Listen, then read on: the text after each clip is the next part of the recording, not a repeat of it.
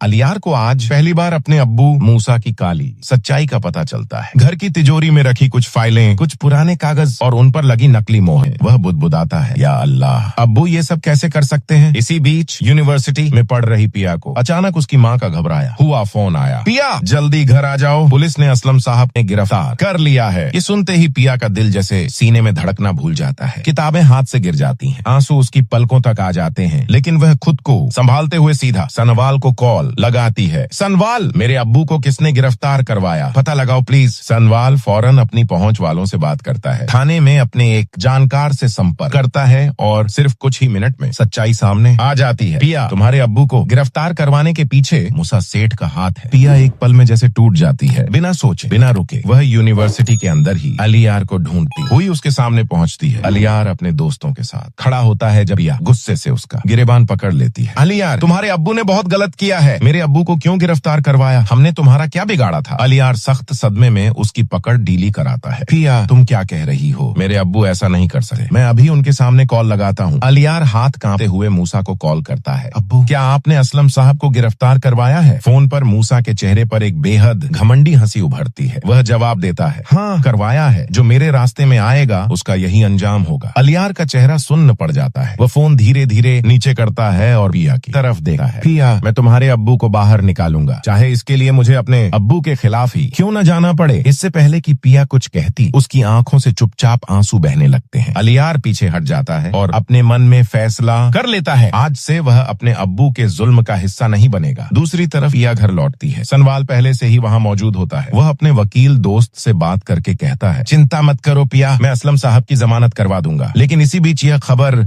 मूसा तक पहुंच जाती है कि सनवाल उसके खिलाफ खड़ा हो गया है। वह अपने गुंडों को बुलाता है और कहता है, उसे रास्ते से हटाओ, कोर्ट तक नहीं पहुंचना चाहिए। अगले ही दिन जब सनवाल और पिया कार में बैठकर असलम साहब की जमानत के पेपर लेकर कोर्ट की तरफ जा रहे होते हैं, अचानक दो मोटरसाइकिल सवार कार के बराबर आते हैं और गोलियां चलाना शुरू कर देते हैं। एक गोली सनवाल के हाथ में लग जाती है, कार लड़खड़ा जाती है। पिया घबरा जाती है। सनवाल बोलो, तुम ठीक हो। सनवाल दर्द से कराहता है लेकिन होश खोने नहीं देता। पिया, डरना मत, मुझे कुछ नहीं होगा। पिया किसी तरह कार रोककर लोगों से मदद मांगती है। एम्बुलेंस आती है और सनवाल को अस्पताल ले जाया जाता है। डॉक्टर कहते हैं गोलियां हाथ में लगी हैं, नस नहीं कटी, जान बच जाएगी। पिया की सांसें लौट आती हैं। वह सनवाल का हाथ पकड़कर बैठी है। उसी रात अलियार को भी यह खबर मिल जाती है कि मूसा ने सनवाल की जान लेने की कोशिश की है। अब उसके सब्र का बांध टूट जाता है। वह घर पहुंचकर अपने अब्बू की तिजोरी में मौजूद सारे काले कारनामों के सबूत निकालता है और उन्हें लेकर सीधा पिया के घर पहुंचता है। ये सारे सबूत तुम्हारे अब्बू की बेगुनाही साबित करेंगे और मेरे अब्बू को हमेशा के लिए बेनकाब भी। अगली सुबह पुलिस मूसा सेठ के घर छापा मारती है। मूसा को हथकड़ी लगाकर ले जाया जाता है। अदालत में जब मूसा को पेश किया जाता है तो असलम साहब भी गवाही देने खड़े होते हैं। मूसा उनकी तरफ देखकर कहता है, माफ कर दो भाई, मुझसे गलती हो गई। लेकिन अदालत उसका आरोप सिद्ध कर देती है और मूसा को 10 साल की सजा सुना देती है। अदालत से बाहर निकलते समय असलम साहब सनवाल को देखते हैं। वह उसके पास जाकर उसका हाथ पकड़ लेते हैं और उसे पिया की तरफ बढ़ा देते हैं। बेटा, तुमने मेरी बेटी और मुझे हर मुश्किल से बचाया है। अगर तुम दोनों राजी हो तो मैं अपनी बेटी का हाथ तुम्हारे हाथ में देना चाहता हूँ। कुछ महीनों बाद पिया और सनवाल की शादी धूमधाम से हो जाती है। शादी की रात जब वह दोनों कमरे में बैठते हैं, सनवाल मुस्कुराते हुए अपनी जेब से एक डिब्बा निकालता है और पिया के सामने खोलता है। ये तुम्हारे लिए एक नई जिंदगी की शुरुआत का तोहफा। अंदर चमकती हुई खूबसूरत डायमंड की अंगूठी रखी होती है। पिया मुस्कुरा देती है।